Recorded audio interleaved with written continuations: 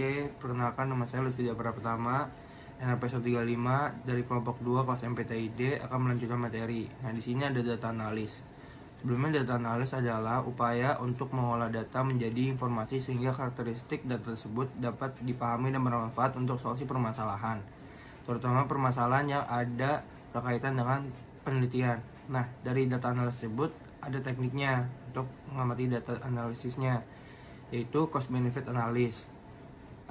Cost benefit analysis ini adalah alat analisis keuangan yang digunakan untuk memperkirakan kekuatan dan kelemahan alternatif untuk menentukan alternatif terbaik dalam hal manfaat yang diberikan. Analisis biaya manfaat akan membantu manajer proyek dalam menentukan apakah kegiatan kualitas yang dirancangkan efektif biaya. Jadi semacam alat toolkit untuk manajer proyek untuk memperhitungkan proyek-proyeknya apakah ada kendala di kedepannya dan mengantisipasi proyek tersebut dengan data analis.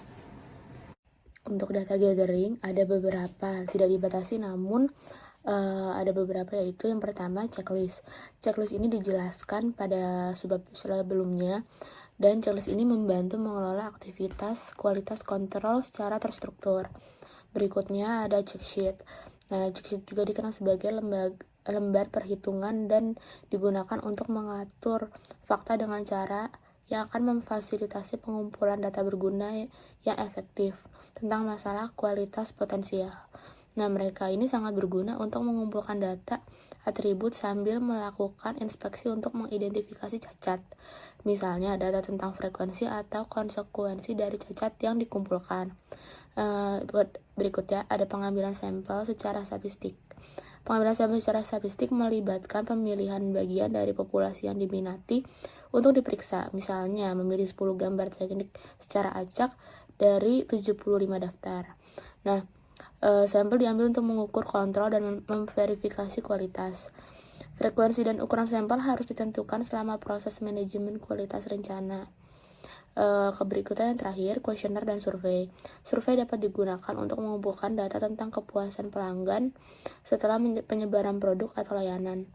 Biaya mengenai cacat yang diidentifikasi dalam survei dapat dianggap sebagai biaya kegagalan eksternal dalam model CLQ dan dapat memiliki implikasi biaya yang luas bagi organisasi.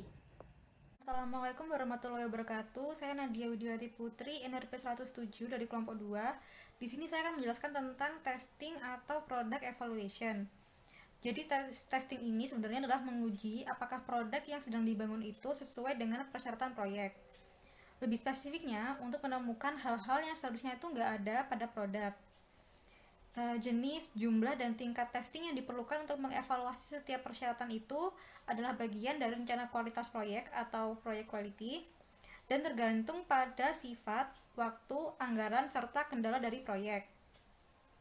Nah, testing ini juga dilakukan untuk membantu mengurangi biaya perbaikan komponen yang seharusnya nggak perlu atau tidak sesuai. Jika diimplementasikan pada pembuatan aplikasi J1, testing itu bisa dilakukan dengan cara testing pada unit, integrasi data, misalnya untuk menu, harga, karyawan, jam kerja, kemudian ada pada black box, white box, user interface, regression testing, alpha testing, dan lain-lain. Sekian dari saya. Assalamualaikum warahmatullahi wabarakatuh. Nama saya Belia Rida Siva Fauzia, NRP 0131 dari kelompok 2 MPTID. Di sini saya ingin menjelaskan mengenai teknik representasi data. Teknik representasi data yang dapat digunakan untuk proses ini termasuk tetapi tidak terbatas pada UU flowchart. Flowchart juga disebut sebagai peta proses karena mereka menampilkan urutan langkah-langkah dan kemungkinan percabangan yang ada untuk proses yang mengubah satu atau lebih input menjadi satu atau lebih output. Diagram alir menunjukkan aktivitas, titik keputusan, loop percabangan, jalur paralel, dan urutan pemrosesan keseluruhan dengan memetakan detail operasional prosedur yang ada dalam rantai nilai horizontal. Satu versi rantai nilai yang dikenal sebagai model SIPOC, SIPOC, pemasok, input, proses, output, dan pelanggan. Diagram alir mungkin terbukti bermanfaat dalam memahami dan memperkirakan biaya kualitas untuk suatu proses. Informasi diperoleh dengan menggunakan logika percabangan alur kerja dan frekuensi relatif terkait untuk memperkirakan nilai moneter yang diharapkan untuk pekerjaan yang sesuai dan tidak sesuai yang diperlukan untuk memberikan hasil yang diharapkan. Ketika flowchart digunakan untuk mewakili langkah-langkah dalam suatu proses, mereka kadang-kadang disebut aliran proses atau diagram alir proses. Dan mereka dapat digunakan untuk peningkatan proses serta mengidentifikasi di mana cacat kualitas dapat terjadi atau di mana harus memasukkan pemeriksaan kualitas. Model data UU logikal, model data logis adalah representasi visual dari data organisasi dijelaskan dalam bahasa bisnis dan tidak tergantung pada teknologi tertentu.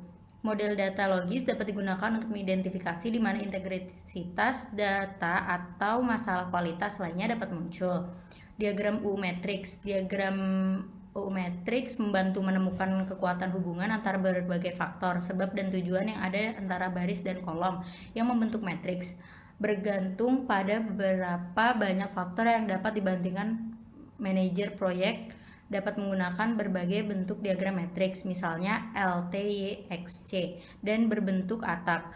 Dalam proses ini, mereka memfasilitasi mengidentifikasi matriks kualitas utama yang penting bagi keberhasilan proyek. Dijelaskan dalam bagian 5.2.2.3 di PMBOK. Mind mapping adalah metode diagram yang digunakan untuk mengatur informasi secara visual.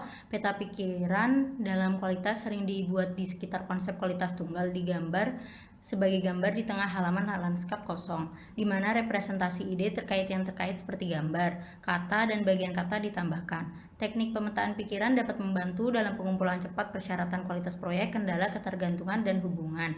Sekian dari saya. Wassalamualaikum warahmatullahi wabarakatuh. Assalamualaikum warahmatullahi wabarakatuh. Saya Alvina Syahira Putri NRP 3 dari kelas MPTID akan menjelaskan mengenai inspection dan juga meetings yang merupakan salah satu control tools dalam quality control management. Nah, inspeksi itu sebenarnya kayak serangkaian aktivitas di mana dia akan mendetermine atau menentukan apakah produk dan aktivitas yang dilakukan selama proyek itu benar-benar sesuai dengan standar yang telah ditentukan atau didokumentasikan. Dia outputnya tuh bisa jadi review, peer review, audits, dan walkthrough. Nah, bedanya kalau sama meetings, kalau meetings tuh sebenarnya serangkaian aktivitas di mana dia dilakukan dimanapun karena dia kan berkumpul dan juga dia tuh held by a project team to discuss apa yang harus diimprove, apa yang bisa diincorporate dan di-add, dan apa successful elements-nya bagaimana. Jadi menurut saya tuh adalah hal-hal sebenarnya kesatuan yang sama, cuma bedanya mungkin pelaksanaannya seperti apa. Nah, kalau di kalau di aplikasi kasir J1 itu menurut kami karena dia bukan produk manufaktur, maka menurut kami itu namanya adalah software testing. Sebenarnya ini juga hampir sama dengan testing products evaluation. Jadi sebenarnya ketiga hal itu juga merupakan suatu kegiatan, satu kesatuan. Nah, menurut website yang ada di BINUS ini, dia juga mengatakan bahwa itu merupakan software testing, di mana masuknya ke static testing. Dia menemukan dan menguji kecacatan tanpa mengeksekusi code. Dan dia dilakukan selama proses verifikasi. Nah, kalau untuk contoh dokumennya, saya telah membuat ini RTM. Jadi di sini ada non-functional requirements, di mana dia menentukan kayak kecepatan toolsnya, terus apakah terdapat verifikasi email or not, apakah dia reliable, maintainable, dapat diakses secara offline or online, dan bagaimana terkait hardware-nya. Terus di sini juga ada field instructions, deskripsi KPI-nya. Lalu di sini ada compatibility report, dan di sebelah sini dia ada traceability matrix, di mana kita ada skenario, prioritasnya bagaimana, functional requirement, skenarionya, dan ini ada test case, expected result, dan ada ketentuan apakah dia pass ataukah dia fail, dan testernya siapa, dan test komennya seperti apa. Kira-kira seperti itu sih dokumen yang bisa dijadikan bahan untuk melakukan quality control management. Begitu halnya dengan meeting, karena meeting itu juga merupakan hal yang mungkin bisa jadi subjektif, tetapi pelaksanaannya kan tentu menggunakan banyak tools. Nah, di dalam meeting tuh terserah juga dalam project manajernya apakah dia mau menggunakan ini atau menggunakan tools yang lain. Sekian dari saya.